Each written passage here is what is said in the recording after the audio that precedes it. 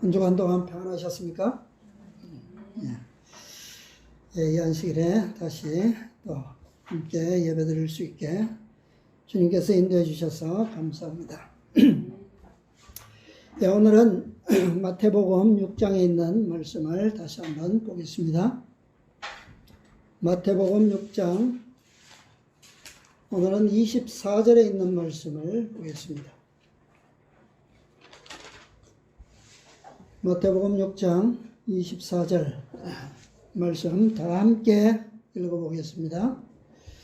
한 사람이 두 주인을 섬기지 못할 것이니 혹 이를 미워하며 저를 사랑하거나 혹 이를 중히 여기며 저를 경히 여김이라. 너희가 하나님과 재물을 겸하여 섬기지 못하느니라. 아멘.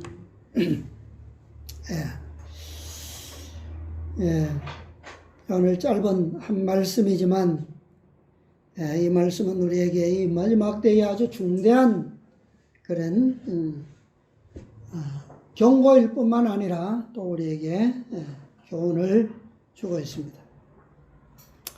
자, 누구든지 두 주인을 섬기면 반드시 한 사람은 사랑하는 주인이 되고 한 사람은 미워하는 주인이 됩니다. 한 사람은 존경하는 주인이 될 수 있고 한 사람은 멸시받는 주인이 될 수가 있어요. 왜 그럴까요? 아니야. 꼭 그렇지 않아. 둘 다 사랑할 수도 있어. 둘 다 존경할 수도 있다라고 생각합니까? 신하가, 종이. 둘 다 공평하게 나는 사랑해, 존경해, 차별하지 않아. 가능하다고 생각하세요?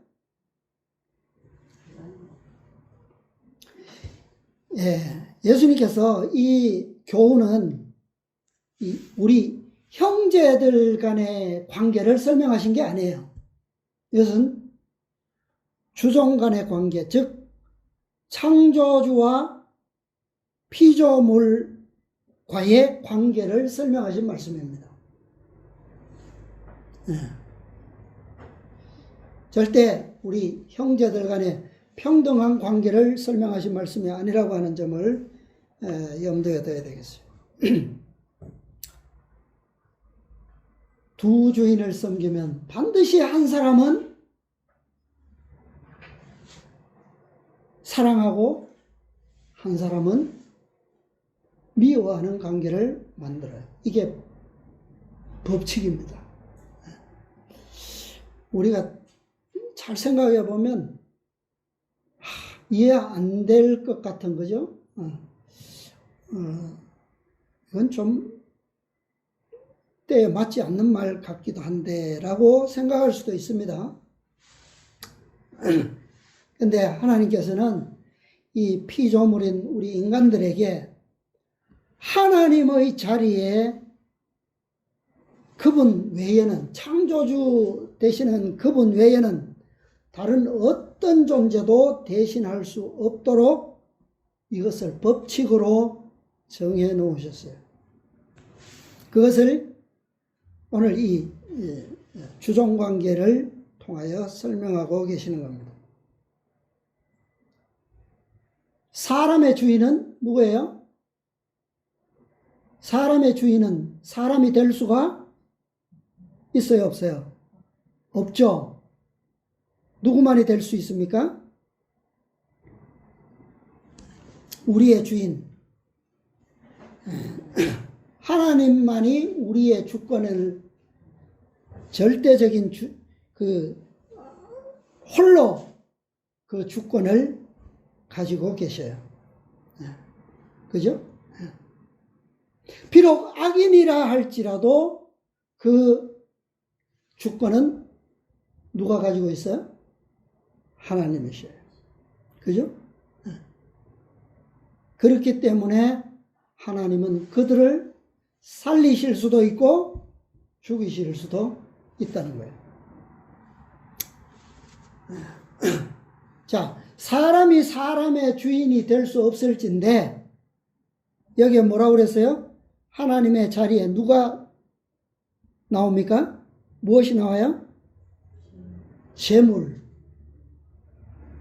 생명이 없는 물질이 거기에 앉을 수가 있어요? 주인이 될 수가 있어요? 가당치가 않죠, 그죠? 그것을 말씀하시는 겁니다. 자, 우리는 이 교훈에 대해서 분명해야 합니다.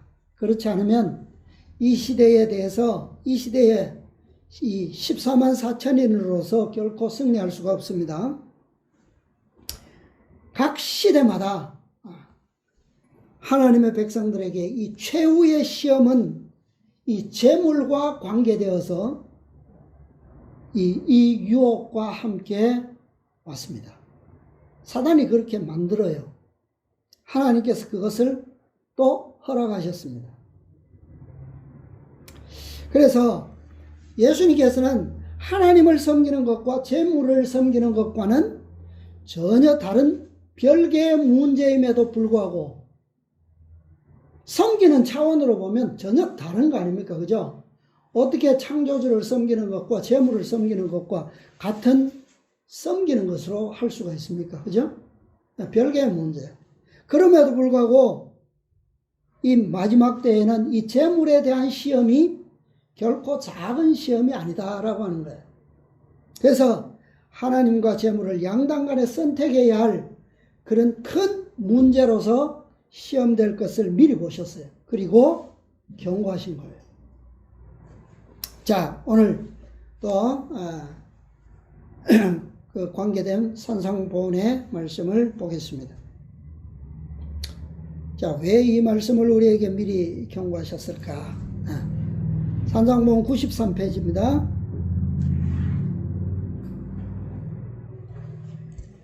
마태복음 6장 24절 첫 문단 보겠습니다.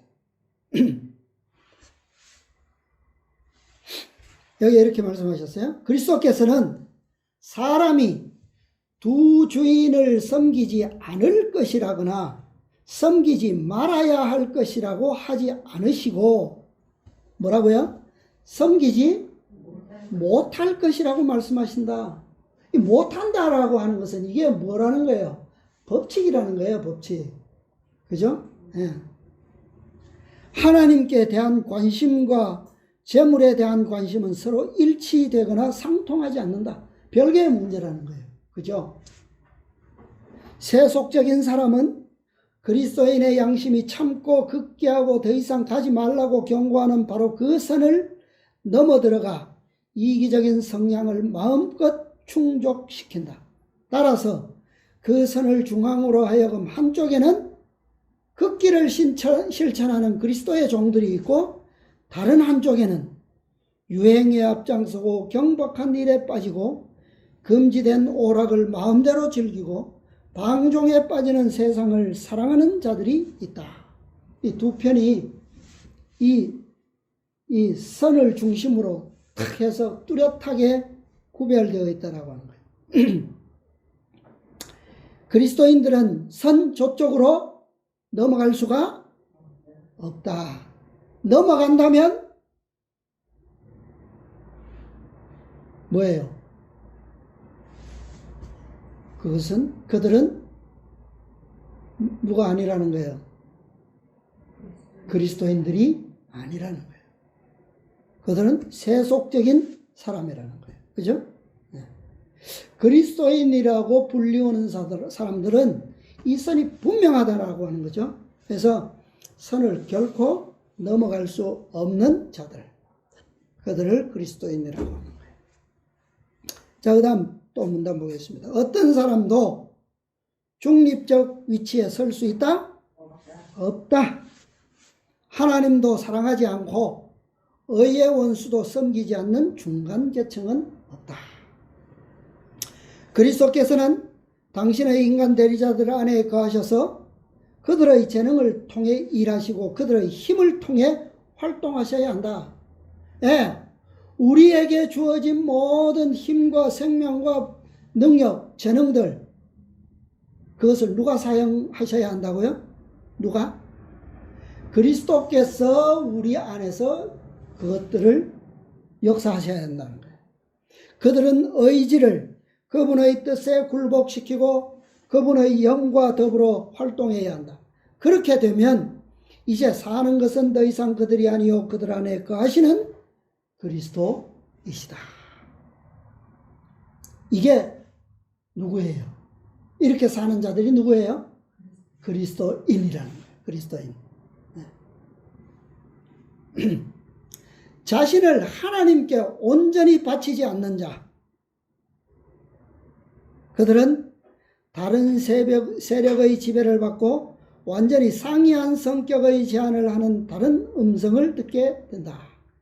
다시 말하면 영적으로 그들의 의지를 지배하는 존재가 하나님이 아닌, 그리스도가 아닌 다른 누군가의 지배자가 있다는 거예요. 그죠? 예. 만만인 봉사를 하게 될 때, 자, 이게 가능합니까?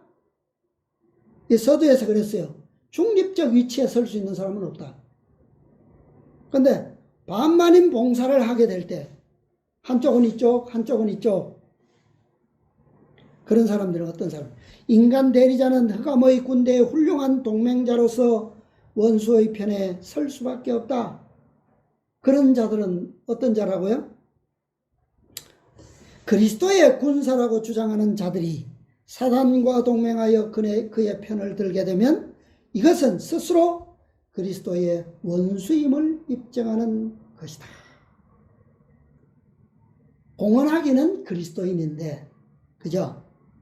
근데 그들의 사업과 목적은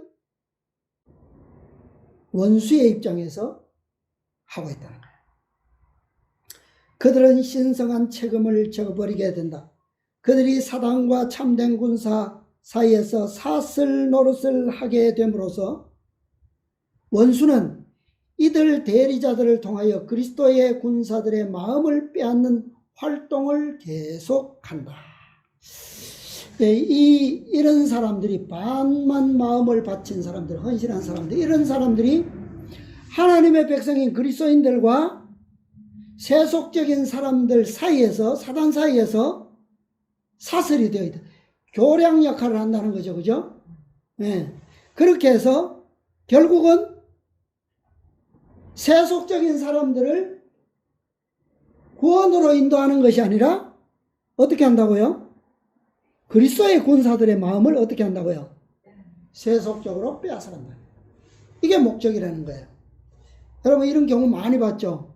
많은 사람들이 잘못된 관계를 통해서 저들에게 난 완전히 돌아서지 않음으로 인해서 적절히 관계를 유지함으로 인해서 그들을 모하리라고, 그리스도인으로서 한번 복음을 전하리라고. 뭐 그 정도는 좋습니다. 그죠? 근데 어떤 목적으로 결혼을 합니까? 서로 신앙이 같지 않은 상태에서 그들은 결혼을 하는데 어떤 변명을 하죠? 오히려 우리 교회로 데려올 것이라고 그렇게 장담하면서 그렇게 연합을 맺습니다. 자, 이것이 얼마나 위험하다라고 하는 것을 이해를 못하는 것이죠. 분명히 여기에 그랬어요. 반만 바치는 자, 온전히 바치지 않는 자는 원수다 그랬어요. 그죠? 나와 함께 모으지 아니하는 자는 나를 뭐하는 자다? 해치는 자니라 그래 분명히 말씀하셨어요. 적극 온전한 봉사와 온전한 헌신, 온전한 편에서의 헌신이 아니면 누구도 장담할 수 없어요. 자, 또 세 번째 마지막 문단 보겠습니다. 이 세상에서 가장 강한 악의 보루는 버림받은 죄인이나 타락한 불황자의 부정한 생애가 아니라 밖으로는 뭐하고? 덕망이 있고 존경할 만하고 고상해 보이지만 실제로는 죄를 품고 악이 깊숙이 침투해 있는 생애이다. 악과 손을 잡고 있는 사슬 두 사슬을 묶어놓은 중간 사슬, 이쪽에도 반을 걸치고 이쪽에도 반을 걸친 그것이 가장 악의 보루로서 가장 영향 있는 존재라는 거예요. 큰 유혹을 받고 이를 이기고자 은밀하게 투쟁하면서, 자, 이거 표현을 잘 보세요. 유혹을 받고 이를 이기고자 은밀하게 투쟁하면서 절벽의 가장자리에서 떨고 있는 사람, 분명히 위험한 것을 감지하면서도 그 가장자리에, 위험의 가장자리에 서서 도전하는 사람들, 이런 것이 죄를 짓게 하는 가장 강력한 미끼 중의 하나가 된다. 어떤 사람에게는 그들을 어떻게 봐요? 아, 용기가 대단하다. 그죠? 존경할 만하다라고 보입니다. 그죠? 얼마나 자신 있으면. 근데 이런 자들을 사단은 가장 강력하게 조력한다 그랬어요. 생명과 진리와 명예라는 숭고한 개념을 가진 자가 하나님의 거룩한 율법을 하나라도 고의적으로 범한다면 그것은 그분의 고상한 선물을 범죄의 유혹물로 잘못 사용하는 것이다. 재주와 재능과 동정은 물론 관대하고 친절한 행동까지도 사단의 미끼가 되어 다른 사람들을 멸망의 절벽으로 유혹하여 이 생과 장차올 생애를 파멸로 이끌게 할 수도 있다. 이게 완전한 것이 아니면 그가 가지고 있는 모든 장점들, 그죠? 재주와 재능과 친절한 이런 달란트들까지도 뭐야? 무엇을 위해서 사용될 수 있다고요? 악을 위하여 사용될 수 있다는 거예요. 그래야지만 사람들에게 어떻게 해요? 호의적으로 보이지 않겠어요? 그죠? 완전히 악마적으로 보인다면 사람들이 그를 따르겠습니까? 두리뭉실 이렇게 호의적이고 평화롭다고 선포하고 또 인기를 따라가고 뭐 그런 자들이, 그죠? 사단은 그런 자들을 활용한다는 거예요. 그래서 사도 바울은 요한일서 2장, 사도 요한은 요한일서 2장 15절 16절을 인용했네요. 육신의 정욕과 안목의 정욕과 이생의 자랑이니 다 아버지께로 쫓아온 것이 아니요 세상으로 쫓아온 것이라.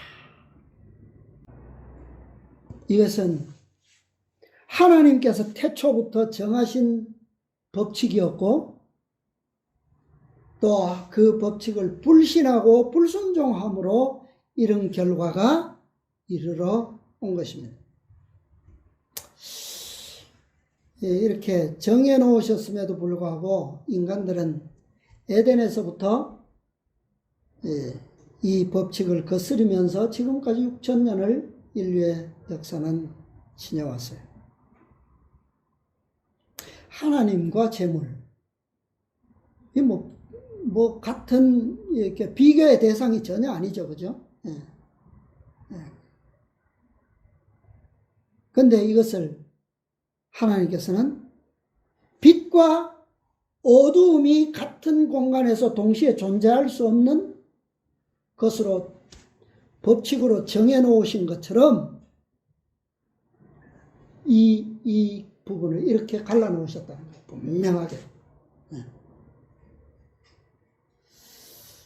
이 초대 예루살렘 교회의 지도자였던 이 야고보,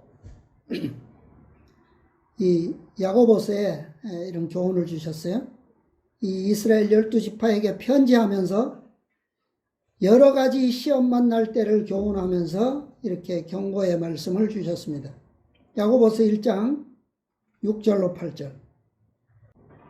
오직 믿음으로 구하고 조금도 의심하지 말라. 의심하는 자는 마치 바람에 밀려 요동하는 바다 물결 같으니 이런 사람은 무엇이든지 죽게 얻기를 생각지 말라.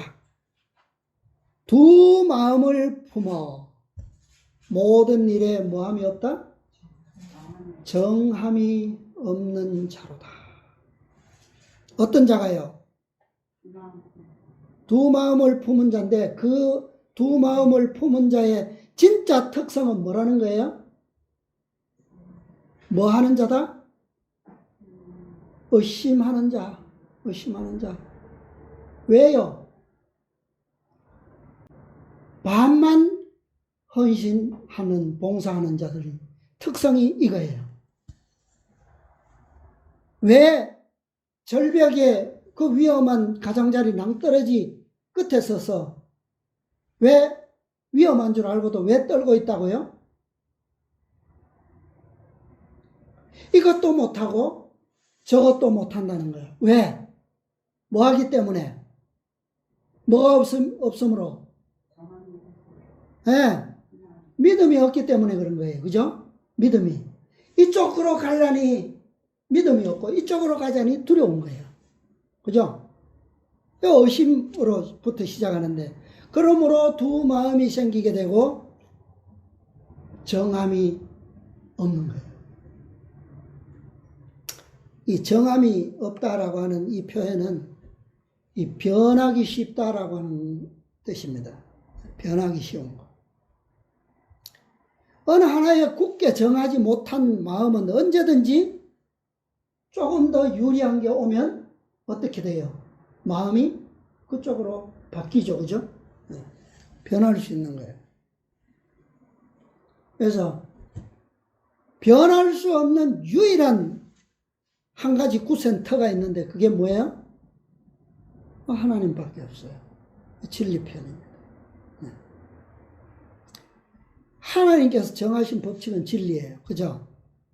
그분의 빛과 생명, 그분의 품성의 영광으로 우리의 마음에 기록되는 것, 그것만이 유일하게 흔들리지 않을 수 있는, 변하지 않을 수 있는 정한 거예요.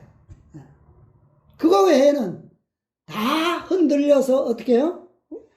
멸망으로 인도될 것입니다.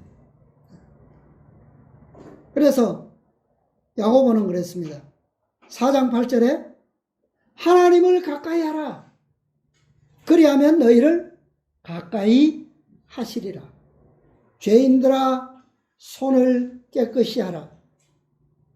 두 마음을 품은 자들아 마음을 성결케 하라.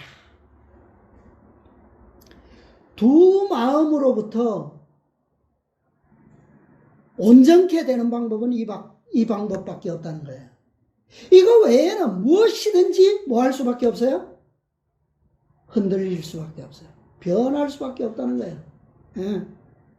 이거 외에는 우리에게는 이 땅에서는 결코 안전한 방법이 없습니다. 어떻게 하라고요? 하나님을 가까이 하라. 우리의 손을 깨끗이 하라는 거예요. 왜? 이 사슬에도 손을 잡고 있고 저 사슬에도 손을 잡고 있으면 이것을 깨끗이 하는 방법은 뭐밖에 없어요? 네, 온전한 것에다가 모으는 것밖에 없어요. 한쪽은 끊어야 됩니다. 그죠? 네. 이것만이 유일한 안전한 방법이에요. 그러니까 이렇게 있는 사람은 항상 그 마음에 무엇이 없다고요? 평안이 없다 그랬어요. 안정이 없다 그랬어요. 요동치는 물결과 같다 그랬거든요. 안전하려면, 평안하려면 하나는 어떻게 해야 돼요? 자르고 안전한 곳에 묶어야 돼요. 그것이 뭐 하는 방법이다. 야고보는 그것을 뭐라고 그랬어요? 깨끗이 하는 방법이고 그것이 성결케 하는 것이다.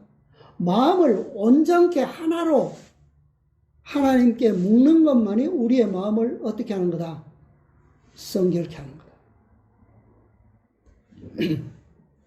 주석에 있는 말씀 보겠습니다. 야고보서 4장 8절의 주석. 주석이 여러 주석이 있는데 마지막 주석입니다. 네 번째 주석. 그게 제목이 죄인이 필수적으로 해야 할 일을 밝혀주심. 있죠? 두 번째 문단. 기니까 두 번째 문단부터 보겠습니다. 하나님을 가까이 하라는 말씀의 의미를 좀 더 충분히 깨닫기 위해서 그 다음 성경절을 읽어보자. 죄인들아 손을 깨끗이 하라. 두 마음을 품은 자들아 마음을 성결케 하라.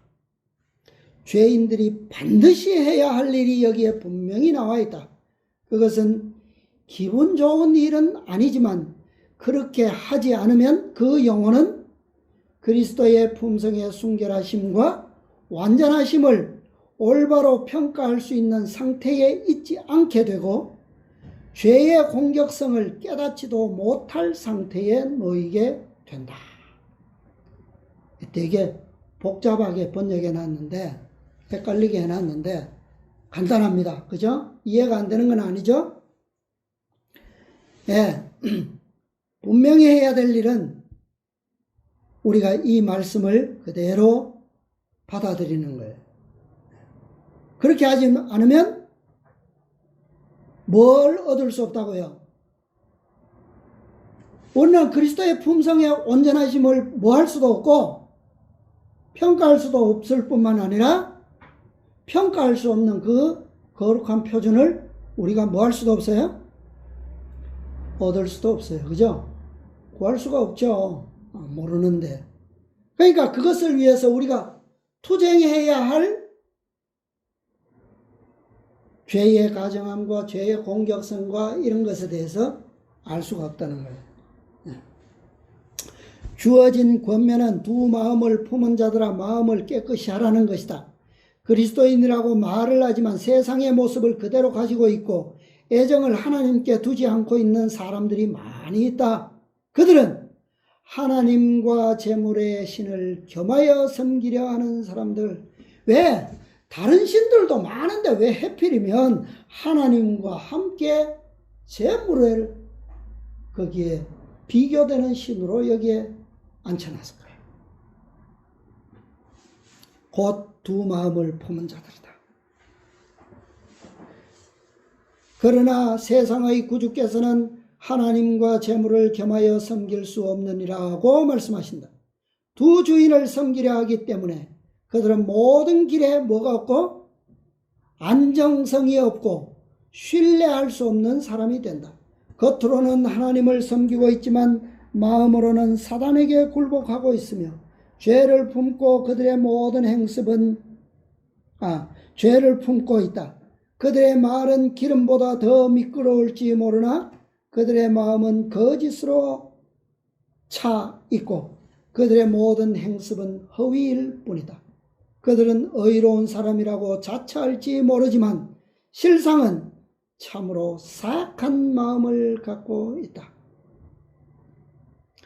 왜 재물의 신을 왜 하나님과 동등한 신으로 여기에 비교해 놓았습니까?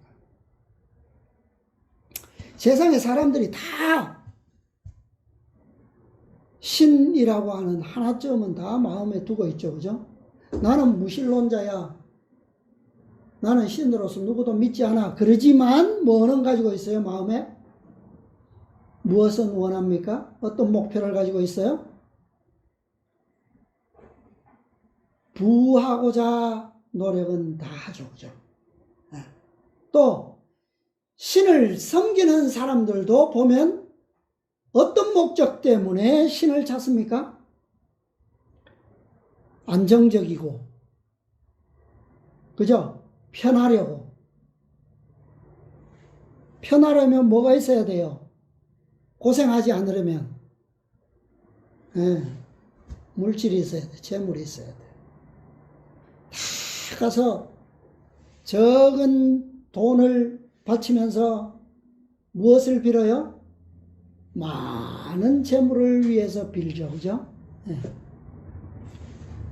그런데 하나님도 그런 목적으로 섬깁니까? 하나님도? 하나님을 섬기는 우리 그리스도인들도 그런 목적으로 하나님을 택하는 거예요?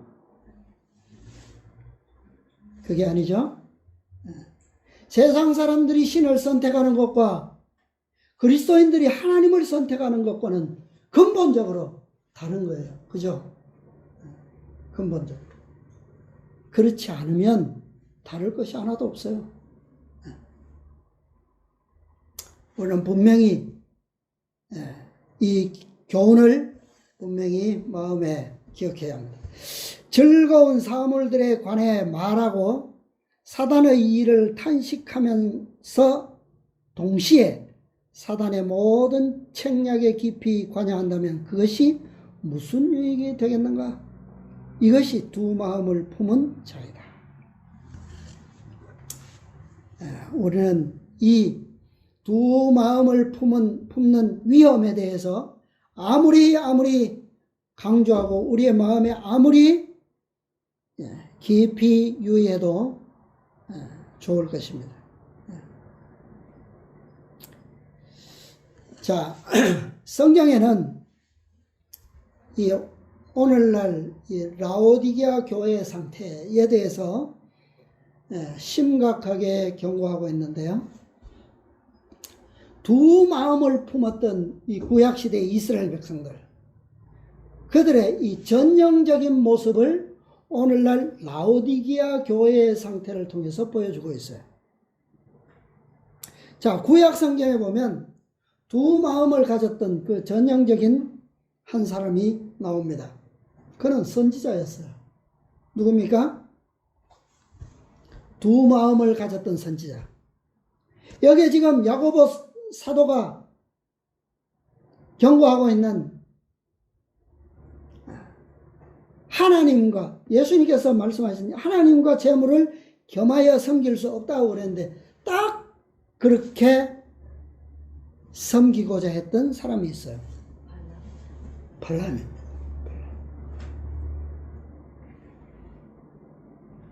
끝까지 고집했어요. 그죠? 끝까지. 그거 몰랐어요? 그랬어요? 몰랐어? 모르고? 그는 처음부터 분명했어요. 그죠? 그의 지식은 분명했어요. 그런데 그의 지식과는 다르게, 공언하는 것과는 전혀 다르게 정반대의 길을 갔습니다. 그런데 그가 하나님을 거절하고 갔어요? 나는 하나님을 섬기지 않는 사람으로서 그는 갔습니까? 무엇을 믿고 갔어요, 그가? 재물의 탐욕에 이끌려서 갔지만 그는 무엇을 믿고 갔어요? 하나님께서 내가 그렇게 할지라도 하나님께서는 결국 이 백성들을 뭐 할 것이다? 구원할 것이다. 나는 가서 뭐 하기만 하면 돼. 발락의 소원만 들어주고 그가 가진 보화만 살짝 가지고 오면 돼. 일은 하나님께서 그렇게 안 하시고 하나님의 뜻대로 이루실 거예요. 그렇게 갔어요. 그렇게 됐습니까? 됐어요. 근데 누구는 자신은 뭐하고 말았어요? 자신이 믿은 대로 되기는 됐지만 자신은 재물과 함께 뭐 했어요? 망하고 말았어요.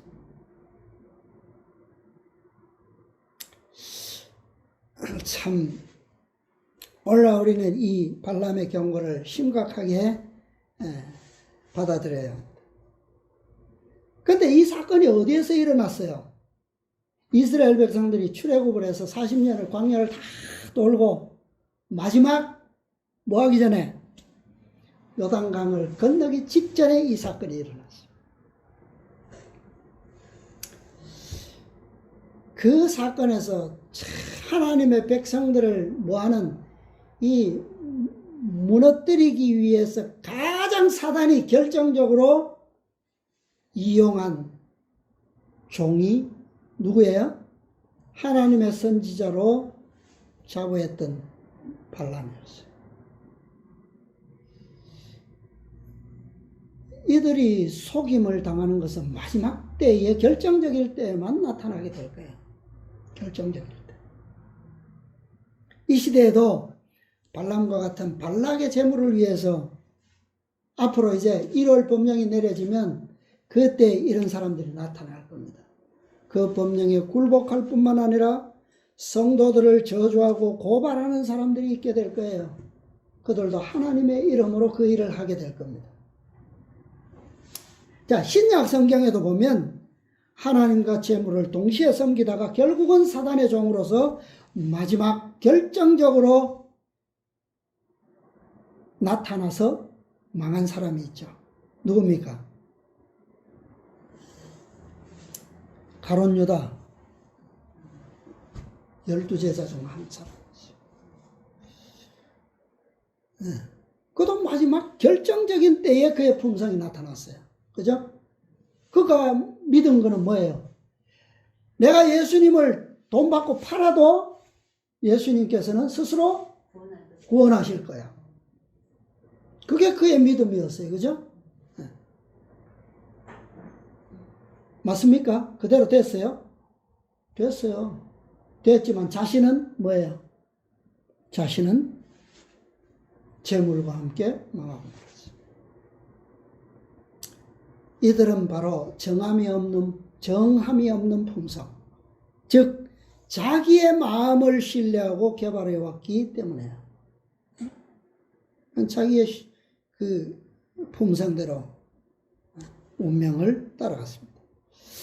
자, 주석 또 하나 한 말씀 보겠습니다. 마태복음 6장 24절 주석입니다. 마태복음 6장 24절의 주석입니다.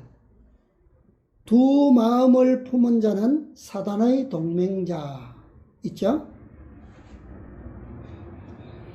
반만 마음을 바치고 그리스도인 생활을 시작하는 사람들은 그들이 처음에 의도했던 바가 무엇이든지 간에 종래에는 그들이 어느 편에? 원수의 편에 있음을 알게 될 것이다. 결정적인 순간이 오기 전에는 자신도 알아요? 몰라요? 몰라요. 속임을 당하고 있음을 모른다는 얘기입니다.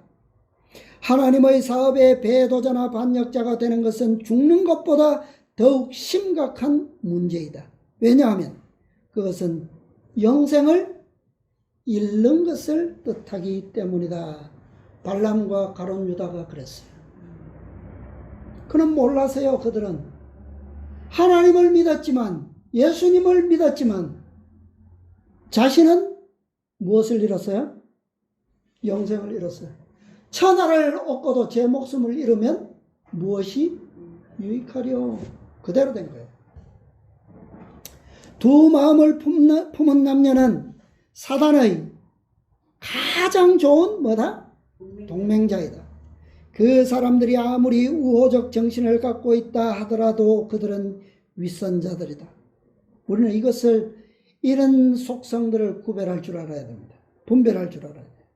하나님과 진리에 충성을 바치는 모든 사람들은 의로운 것 자체를 위해서 의로운 편에 굳게 서야 한다. 이게 그리스도인들이 하나님을 선택하는 이유예요.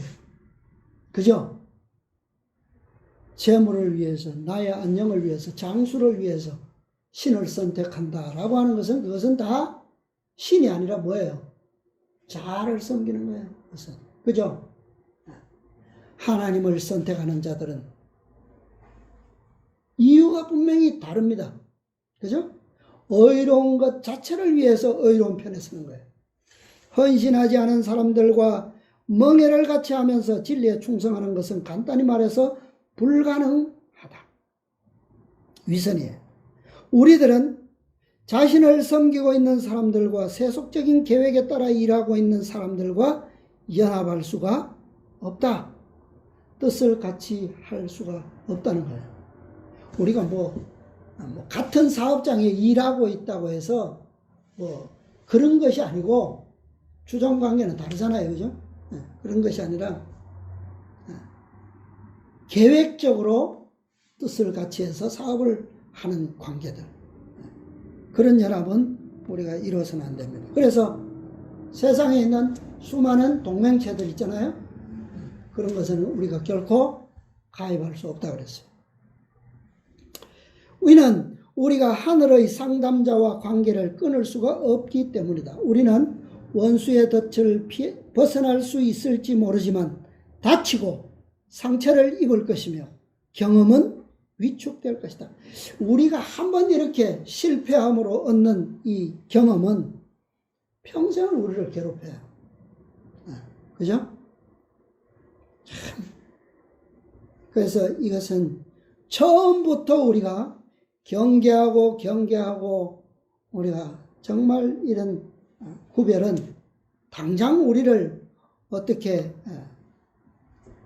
생명을 위협하거나 어려움이 있다 할지라도 우리가 분명한 이런 잘못된 길은 우리가 결코 연합하거나 자초해서는 안 된다라고 하는 것을 이해해야 되겠습니다. 자, 우리에게는 분명히 하나님께서 제안하시는 정말 가치 있는 그런 재물이 있어요. 가치 있는. 이 시대를 위해서 가장 분명한 평안, 가장 확실한 안전을 위한 그런 권면이 우리에게 주어져 있습니다. 또 주석 한 말씀 보겠습니다. 요한계시록 3장 18절로 21절에 있는 주석입니다. 오늘 우리는 마지막 시대에 살고 있죠. 라오디게아 시대에 살고 있지만 이 라오디게아 교회에 주어진 그 참된 증인의 그 평가는 참 좋지가 않아요. 그죠? 참 안타깝게도 좋지 않습니다. 그러나 희망이 전혀 없지는 않습니다. 라오디게아인들에게는 희망이 있음. 책망을 들은 사람들의 형편은 희망이 전혀 없는 상태가 아니다. 그들은 크신 중보자의 힘이 미칠 수 있는 범위 밖으로 나간 것이 아니다. 누구처럼? 오늘 우리 교과에서 배운 누구처럼요? 유대 백성들처럼, 시드기야처럼 그런 백성은 아니에요. 그들은 그는 말하기를 내가 너를 구원하노니 내게서 불로 연단한 금을 사서 부요하게 하고 흰옷을 사서 입어 벌거벗은 수치를 보이지 않게 하고 안약을 사서 눈에 발라 보게 하라. 이것이야말로 오늘날 우리가 취할 수 있는 가장 값진 재물입니다. 그리스도를 따른다고 하는 사람들이 통탄할 만한 상태에 있기는 하지만 그러나 그들은 어리석은 처녀들처럼 완전히 절망적인 궁지에 처해 있는 것은 아니다. 그 처녀들의 등은 꺼져가고 그릇에 기름을 다시 채워올 만한 시간조차도 없었다. 신랑이 왔을 때 예비했던 자들은 그와 함께 혼인잔치에 들어갔지만 어리석은 처녀들이 왔을 때는 문이 닫혀 있었고 너무 늦어 들어갈 수가 없었다. 그런데 라오디게아 교회의 상태는 이런 정도는 아니다라고 하는 거죠. 그러나 이들에게도 언젠가는 뭐가요? 기회의 문은 닫힐 때가 올 것이라는 거예요. 그죠? 그것이 언제가 될지는 모르지만 분명히 그런 때가 온다고 하는 겁니다. 그러나 참된 증인의 권면은 뜨뜻미지근한 자들을 전혀 희망이 없는 자라고 하시지 않으신다. 아직도 그들의 상태를 고칠 기회가 있다. 라오디게아인들에게 보내시는 기별은 격려의 말씀으로 가득 차 있다. 타락한 교회는 아직도 믿음과 사랑이라는 금을 살 수가 있고 그리스도의 의라고 하는 흰 두루마기를 사서 그들의 벌거벗은 수치를 보이지 않게 할 수 있기 때문이다. 마음의 순결과 동기의 순결이 아직도 마음을 반만들이고 하나님의 제물을 겸하여 섬기려고 애쓰는 사람들의 특징이 될 수가 있다. 이것을 사기만 하면 그렇게 될 수 있다는 거예요. 그들은 아직도 품성의 옷을 씻을 수가 있으며 그것은 어린 양의 피로 희게 할 수가 있다. 아멘.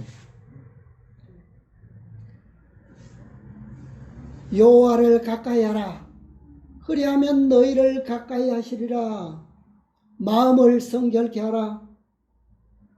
두 마음을 품은 자들아, 마음을 성결케 하라. 그런데 그 마음의 순결을 어떻게 해요? 무엇을 통해서 가능하다고요? 참된 증인의 제안하시는 이것을 뭐함으로? 사는 자만 그걸 이룰 수 있다는 거예요. 그죠? 마음을 반만 드리는 그 의심병, 그죠? 그 불신, 그것을 고칠 수 있는 방법은 이거밖에 없어요. 이 특징으로부터 벗어나는 방법, 유일한 방법입니다. 이것은 이 시대에 하나님께서 당신의 사랑하는 백성들에게 주신 치료제예요. 유일한 치료제. 왜 하나님께서 이것을 제안하셨는가? 왜 문 밖에서 두드리시면서 이것을 들고 제안하시는가? 이것은 바로 이 시대의 타락상을 고려하신 하늘에 정하신 치료제이기 때문에 이 시대의 타락상, 그것은 탐욕의 신, 재물의 신이 온 세상을 어떻게 할 것이걸, 이 마지막 때에는 모든 사람을 다 이 하나의 목적으로, 멸망으로 타락시킬 것을 하나님께서 아시기 때문에 참된 증인의 권고는 한 가지입니다. 뭐요? 참된 부를 사라는 거예요. 참된 부. 그죠? 진짜 재물을 사라는 거예요. 자, 그리스도께서 구원하시는 금, 여기서 사라는 이 금은 뭐라고 그랬어요? 믿음과 사랑. 이것은 오빌의 금보다도 가치가 있는 것이다 그랬어요. 오빌의 금보다 가치가 있는 것. 세상에 이것이면 우리 하나님의 백성들에게는 뭐 전부 아닙니까? 그죠? 이것만 있다면.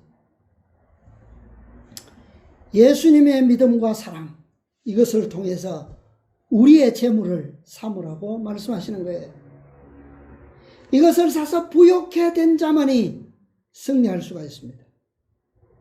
이것을 소유하지 못하고서는 결코 14만 4천인의 대열에서 승리할 수가 없게 될 것입니다. 14만 4천인들의 특성, 그들은 두 주인을 섬기지 않는 자들이에요. 그리고 승리한 가장 완전한 대표자들입니다. 자, 이스라엘 백성들이 구약시대에 이스라엘 백성들이 하나님의 성령을 거절한 왕을 떠나서 사울을 떠나서 누구에게 왔느냐 하면 누구에게 왔어요? 다윗에게, 하나님과 마음이 합한 다윗에게 돌아왔어요. 그리고 다윗과 함께 승리한 백성들, 이 12지파로부터 나온 이 수요는 성경에 기록되어 있습니다. 기록되어 있어요. 이들은 모두 어두움을 떠나서 빛으로 나온 자들이고 하나님께서 정하신 원칙을 따라서 충성한 백성들이에요. 이들의 특징이 성경에 기록되어 있습니다. 첫째는 그들은 방패를 가진 자들입니다. 방패를. 두 번째는 창을 든 자들이에요. 세 번째는 싸움을 예비한 자들입니다. 싸움을 위해서 준비된 자들. 그리고 네 번째는 실제로 싸움하는 자들이에요. 그들은 큰 용사이고 그 다음은 그들은 농명된 자들입니다. 12지파 가운데 농명된 자들. 그 다음에 7번째는 그들은 어두움을 떠나서 사울왕을 떠나서 다윗을 세워서 왕으로 세우려 하는 사람들이에요. 다윗을 왕으로 세우려 합니다. 다윗의 왕권은 누구를 표상하는 거예요? 그리스도의 왕권을요. 그리스도의 보좌. 그리스도를 왕으로 세우려 하는 자들. 그 다음에 8번째는 시세를 아는 자들입니다. 시대적인 징조를 분별하는 자들이에요. 다윗과 함께 하시는 하나님의 영광을 본 자들이에요. 그 다음에 9번째는 이스라엘이 마땅히 행할 것을 아는 자들이에요. 10번째는 모든 군기를 가진 자들이고 11번째는 항호를 정제히 하는 자들이고 12번째는 두 마음을 품지 아니한 자들입니다. 13번째는 능히 진에 나아가서 싸움을 잘하는 자들이에요. 이들은 패함이 없는 군사들입니다. 패함이 없는 군사들. 마지막으로 성심으로 헤브론에 이르러 다윗으로 온 이스라엘 왕을 삼고자 하고 또 이스라엘 남은 자도 다 일심으로 다윗으로 하여금 왕을 삼고자 하는 백성들이었습니다. 성심으로 다윗에게 온 자들, 일심으로 다윗을 왕을 삼고라 하는 자들. 이들은 결코 하나님과 재물을 겸하여 섬기고자 했던 자들이 아닙니다. 일심, 오직 하나님만을, 그리스도만을 왕으로 삼고자 하는 백성들이에요. 이들이 역대상에 보면 기록되었어요. 14만 4천인들은 다 이런 특성을 가진 자들일 겁니다. 완전한 마음, 완전한 품성을 증거하는 사람들이에요. 참된 증인께서 살아고 공고하시는 이 부를, 재물을 간직한 자들에게는 이러한, 여기에 열거된 이러한 특성들이 주어질 거예요. 이루어질 겁니다. 이들에게 하나님의 승리가 주어지는 것이고, 이들에게 하나님의 영광이 주어지고, 이들에게 하나님의 축복과 번영이 임하게 될 것입니다. 자, 마지막으로 한 말씀만 읽고 마치겠습니다. 실물교훈 48, 49페이지입니다. 모두 이 말씀을 마음에 우리 새겨서 승리의 백성들 14만 4천인의 영광 가운데 다 함께 들게 되시기를 바랍니다. 실물교훈 48, 49페이지. 참된 성결은